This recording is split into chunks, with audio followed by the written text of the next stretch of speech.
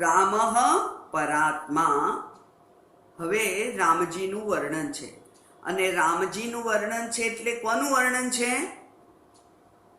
આત્મતત્વનું વર્ણન છે. આત્મતત્વનું વર્ણન એટલે કોનું વર્ણન? મારું જ વર્ણન. આત્મતત્વનું વર્ણન એટલે કોનું? આપણું પોતાનું વર્ણન છે અહીંયા. એટલે રામજી એ પરમાત્મા છે અને એનું તત્વ છે, એનું જે વર્ણન છે એ હવે શરૂ થાય છે. રામઃ, રામ એ કોણ છે? પરાત્મા, એ પરમ આત્મા છે. એટલે એ પણ આત્મા છે અને હું પણ આત્મા છું. હું જીવાત્મા છું અને એ પરમાત્મા છે. હું અલ્પજ્ઞ છું, એ સર્વજ્ઞ છે. હું અલ્પવ્યાપી છું, એ સર્વવ્યાપી છે. હું માયાથી આવૃત્ત છું, એ માયાતીત છે. એટલો જ ફેર છે. પણ આત્મા તો અમે બંને છે. ચૈતન્ય એ સર્વવ્યાપી છે. જ્યારે ચૈતન્ય સર્વવ્યાપી છે એમ કહીએ ત્યારે આ આકૃતિ પણ એ ચૈતન્યથી દૂર નથી. ચૈતન્ય અહીંયા નથી એવું નથી. જો ચૈતન્ય અહીંયા ના હોય તો ચૈતન્યને જ સર્વવ્યાપી ના કહેવાય. કોઈ 1 ઇંચ જગ્યામાં એક વસ્તુ ના હોય, એક ટાપુ ઉપર જો પાણી ના હોય તો એ પાણીને સર્વવ્યાપી કહેવાય નહીં. બરાબર ને? એટલે કેવું છે? એ કે છે કે પરાત્મા છે. પ્રકૃતેહે અનાદિહિ, એ પ્રકૃતિથી પર છે. અને કેવા છે? અનાદિ. પ્રકૃતેહે અનાદિ. પ્રકૃતિથી, પ્રકૃતિ એટલે એમનો સ્વભાવ. એમનો સ્વભાવ કેવો છે? અનાદિ છે. એટલે રામજી પેલી રામનવમીના દિવસે જન્મેલા નહીં? રામજી રામનવમીને દિવસે જન્મેલા અવતાર રૂપે. પરમાત્મા જ અવ્યક્તમાંથી વ્યક્ત થયેલા કોઈક આ જીવના ઉદ્ધારનું કાર્ય કરવા માટે, આ જીવોના ઉદ્ધાર માટે એ પરમાત્મા જે અવ્યક્ત છે એમણે અનેક વાર અનેક રૂપ ધારણ કરેલા. મત્સ્યાવતાર, શુકર અવતાર,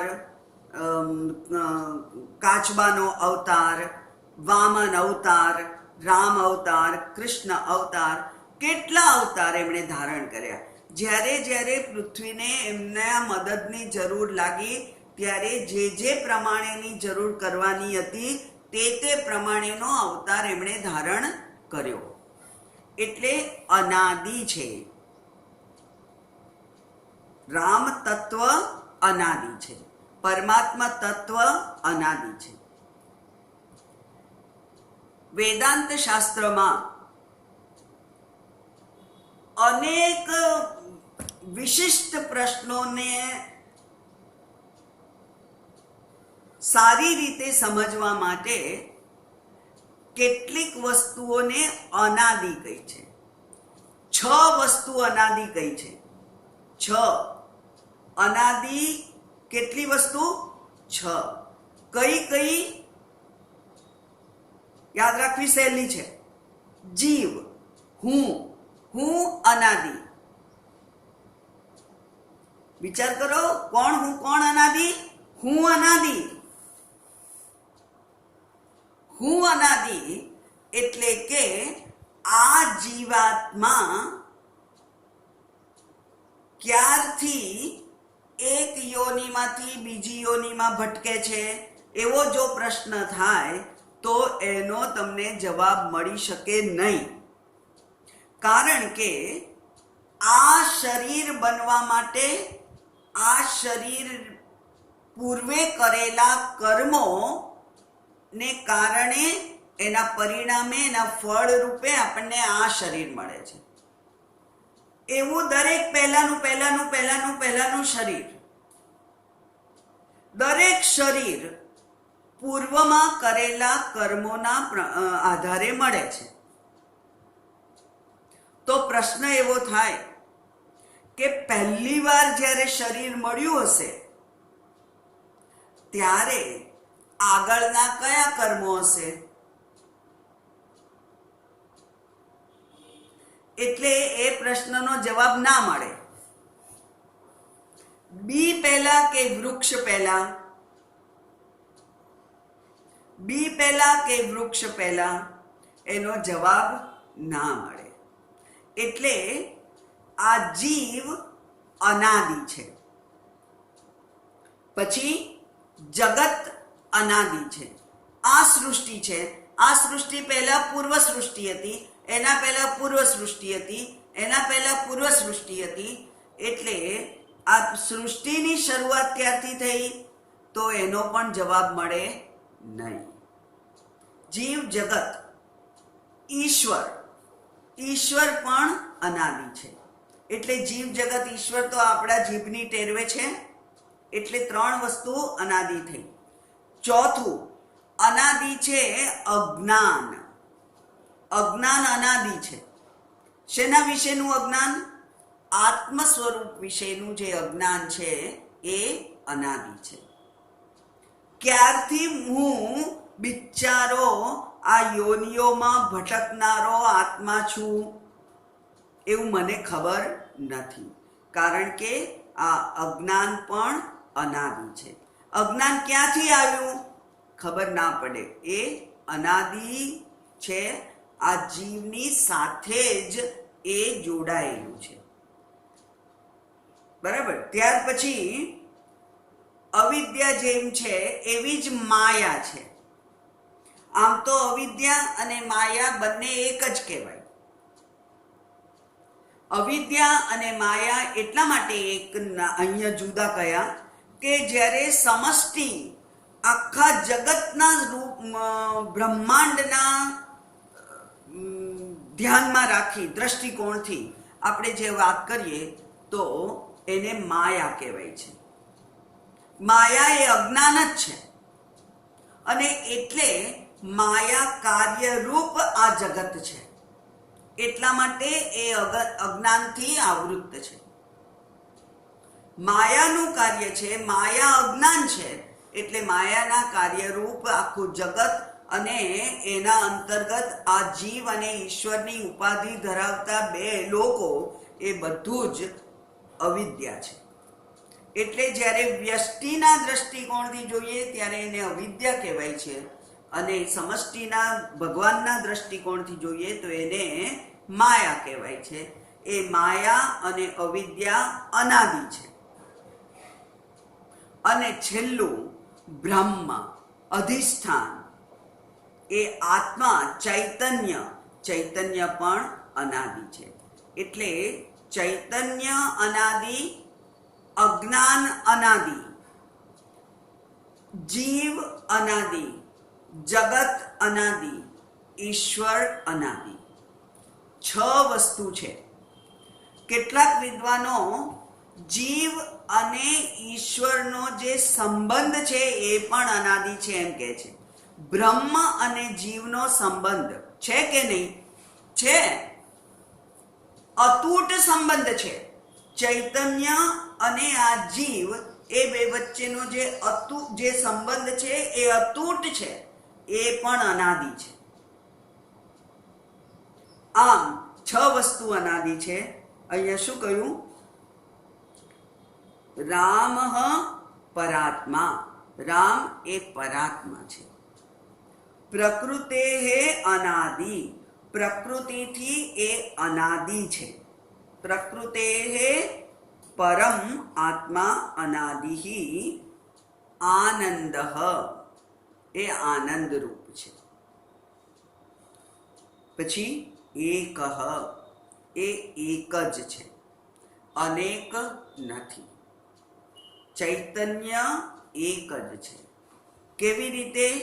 શાસ્ત્રમાં ઉદાહરણ આવે છે, આકાશવત એકઃ. આકાશ જેમ એક છે, આકાશ એટલે ખાલી જગ્યા, આકાશ જેમ એક છે એમ આ ચૈતન્ય પણ એક છે. અને પુરુષોત્તમોહિ, અને એ પુરુષોમાં ઉત્તમ છે. 15મો અધ્યાય યાદ આવે. અહીંયા ભગવાને પોતાની ઓળખાણ આપી 15મા અધ્યાયમાં, અને એમ કહ્યું કે ક્ષરશ્ચાક્ષર એવ ચ. બે પુરુષ છે, દ્વાવિમૌ પુરુષૌ લોકે ક્ષરશ્ચાક્ષર એવ ચ. ઇમૌ પુરુષૌ, બે પુરુષો, દ્વિવચન છે. એ બે પુરુષો કયા કયા? ક્ષર અને અક્ષર. ક્ષર પુરુષ એટલે આ જીવ, અને અક્ષર, અક્ષર એટલે કૂટસ્થ માયા. જે માયા છે એ પણ અક્ષર છે. ક્ષર અને અક્ષર એટલે આ જીવ અને અવિદ્યા, માયા, એ બે છે. અને ઉત્તમસ્તુ અન્ય, પણ ઉત્તમ પુરુષ તો અન્ય છે. અને એ ઉત્તમ પુરુષ કોણ છે? એ જ હું છું. એ અન્ય ઉત્તમ પુરુષ એ જ હું છું, એવું ભગવાને ભગવદ્ ગીતામાં પોતાનું સ્વરૂપની ઓળખાણ આપણને આપેલી છે. એટલે એકઃ પુરુષોત્તમઃ. અને જો એ એક જ હોય તો પછી આ સૃષ્ટિ કેવી રીતે આવી? એક જ જો હોય તો સૃષ્ટિ કેવી રીતે આવી? આપણને તો બહુ બધી જગ્યાઓએ ગૂંચવાડો થાય છે. પુરુષ અને પ્રકૃતિ, પુરુષ અને સ્ત્રી, બે વગર કદી સર્જન શક્ય જ નથી. સર્જન પુરુષ અને સ્ત્રી બંને ના હોય તો શક્ય જ નથી. પણ અહીંયા તો ભગવાને શું કર્યું? એકોહમ બહુશ્યામ, હું એકલો છું, બહુ થવું, એવું એમને થયું, સંકલ્પ કર્યો. અને અસૃજત, અને આ સૃષ્ટિનું સર્જન કર્યું. કેવી રીતે સર્જન કર્યું? પોતાની માયા શક્તિને ઉદ્ધૃત કરી અને સર્જન કર્યું. માયા શક્તિ, આ જે માયા શક્તિ છે એ ઈશ્વરની શક્તિ છે. એ બીજી સેકન્ડ એન્ટિટી નથી, બીજી વસ્તુ નથી. જેમ કે એક સ્ત્રી, 5 વર્ષની સ્ત્રી બાળકી હોય, એ સર્જન નથી કરી શકતી. એ મેચ્યોર થાય પછી માં બનવાની શક્તિ એનામાં આવે છે. અને એ જ વ્યક્તિ, આ એક જ વ્યક્તિ એ પોતાની સર્જન શક્તિ ખીલવે છે. બધું કુદરતી છે, પણ છતાંય એને આપણે જોઈ શકીએ. આ સર્જન શક્તિ એનામાં આવે છે. એ સર્જન શક્તિ એટલે જ સર્જન એનામાંથી થઈ શકે એવી પોટેન્શિયલ, શક્યતા. એ પ્રમાણે ભગવાને પણ નક્કી કર્યું કે એકોહમ બહુશ્યામ, હું એકલો છું અને બહુ થવું. અને પછી બહુ થવું, અને પછી શું કર્યું એમણે? અસૃજત, અને પછી એમણે આ સૃષ્ટિનું સર્જન કર્યું. એટલે એ કેવી રીતે, એની વાત આવે છે 18મા શ્લોકમાં. સ્વમાયયા કૃત્સમિદં હિ સૃષ્ટ્વા નભો વદંતર બહિરાસ્થિતો યઃ સર્વાંતરસ્થોપિ નિગૂઢ આત્મા સ્વમાયયા સૃષ્ટમિદં વિચષ્ટે. એક જ શ્લોકમાં સ્વમાયયા એવો શબ્દ 2 વાર છે. સ્વમાયયા એ 2 વખત છે. પોતાની માયા શક્તિ વડે. માયા શક્તિ એટલે સર્જન શક્તિ. સર્જન કરવાની શક્તિ એ માયામાં છે, કારણ કે માયા વિકારી છે. કોઈ પણ કશાનું પણ સર્જન કરવું હોય તો પરિણામ થવું પડે. પરિણામ હોય એને સર્જન કહેવાય. એ પેલા લાકડાઓ વાંસમાંથી કોઈ કે એક બાસ્કેટ બનાવી, તો એ વાંસ એની પાસે હોવો જોઈએ, બાસ્કેટ બનાવવાની કળા એની પાસે હોવી જોઈએ, તો એ વાંસમાંથી બાસ્કેટ બનાવી શકે. એટલે એના માટે જ્ઞાન જરૂરી છે. અને પરમાત્મા જે છે એ તો ચૈતન્ય સ્વરૂપ છે. અને ચૈતન્ય એટલે સત ચિત્ત સ્વરૂપ, અસ્તિત્વ, પ્રકાશ અથવા જ્ઞાન સ્વરૂપ પરમાત્મા છે. એમ અહીંયા સ્વમાયયા કૃત્સ્નમ ઇદમ. ઇદમ કૃત્સ્નમ. કૃત્સ્નમ એટલે સંપૂર્ણ, બધું જ, આખું. એને માટે શબ્દ સંસ્કૃતમાં છે કૃત્સ્નમ. પેલું કૃષ્ણ જુદું, શકોરાનો શ છે, સોરી ષટકોણનો શ છે કૃષ્ણ, અને અહીંયા સગડીનો સ છે. એટલે બોલવામાં પણ ધ્યાન રાખવાનું અને સમજવામાં પણ ધ્યાન રાખવાનું. કૃત્સ્નમ એટલે સંપૂર્ણ, કંઈ બાકી ના રહે એવું. કૃત્સ્નમ ઇદમ હિ સૃષ્ટવા. બધું જ સર્જન કરી. કેવી રીતે સર્જન કર્યું? સ્વમાયયા, પોતાના જ માયા વડે. માયા એટલે સર્જન શક્તિ વડે એમણે સર્જન કર્યું. અને સર્જન કરીને પછી શું થયું? અંતઃ બહિઃ નભોવદ આસ્થિતઃ યઃ. પછી સર્જન કરીને એ અંદર અને બહાર એમ બંને રીતે આકાશની જેમ રહી અને અંતર બહિઃ આસ્થિતઃ, સારી રીતે જે સ્થિત છે. આસ્થિતઃ એટલે આ સમાનતા સ્થિતઃ. કોઈ જગ્યા એવી નથી કે જ્યાં એ ના હોય. સૃષ્ટિનું સર્જન કર્યું અને સર્જન કરી અને પછી આકાશની જેમ અંદર અને બહાર બધે જ જે વ્યાપીને સારી રીતે રહેલા છે તે. અંદર અને બહાર આપણને ખબર છે કે આ ઘડામાં અંદર આકાશ છે. આકાશ એટલે ખાલી જગ્યા. ઘડામાં અંદર આકાશ છે અને ઘડાની બહાર પણ આકાશ છે.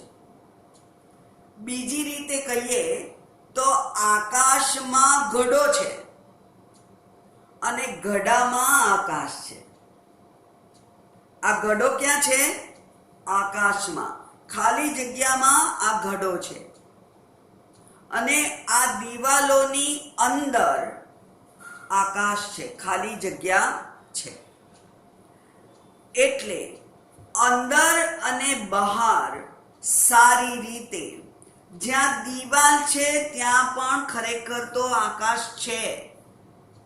આકાશ કોઈ જગ્યાએ નથી એવું નહીં, દિવાલ પણ આકાશમાં છે. એમ અંદર અને બહાર આકાશ, આકાશ એટલે સ્પેસ, ખાલી જગ્યા. ખાલી જગ્યા અંદર પણ છે અને બહાર પણ છે. અને એટલા જ માટે એ જ્ઞાન બધાને છે.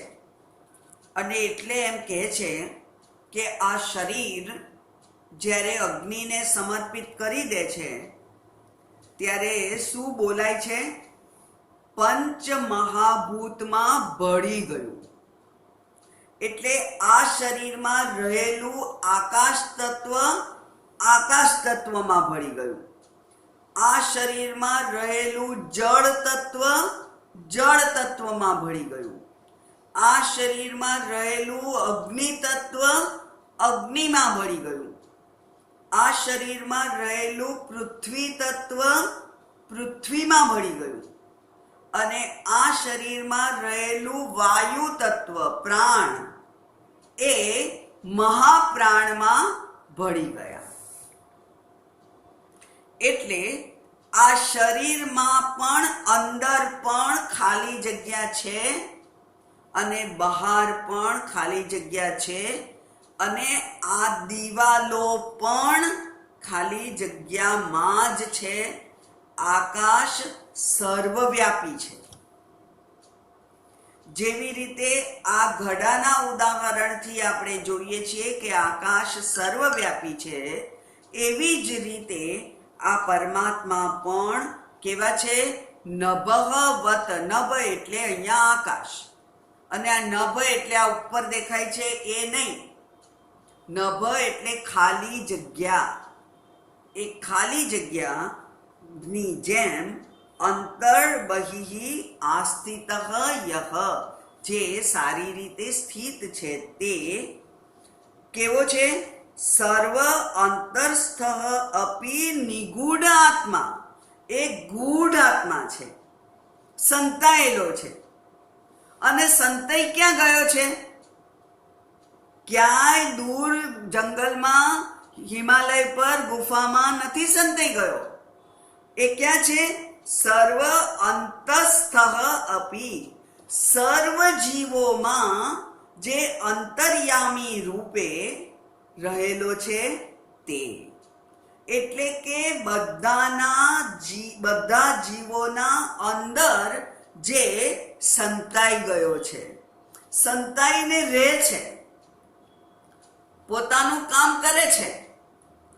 પણ એ જીવ જે છે એ જીવને ખબર પડતી નથી કે આ મારી અંદર જ કોઈક રહેલું છે જે મને ચલાવે છે, જે મને બોલાવે છે, જે મને દ્રષ્ટિ આપે છે, જે મને શ્રવણ શક્તિ આપે છે. એવું એને ખબર નથી. એટલે સર્વ અંતસ્થ અપી, જે બધાની અંદર છે. અંદર છે એટલે અંતર્યામી એવું નામ શાસ્ત્ર આપે છે. યમન, યમ કરવો. યમ એટલે નિયમન. નિયમન કરવું એટલે દોરી છોડવી પણ ખરી અને ખેંચવી પણ ખરી. એને નિયમન કર્યું કહેવાય ને. પેલો પોલીસ ટ્રાફિકનું નિયમન કરે છે, બરાબર.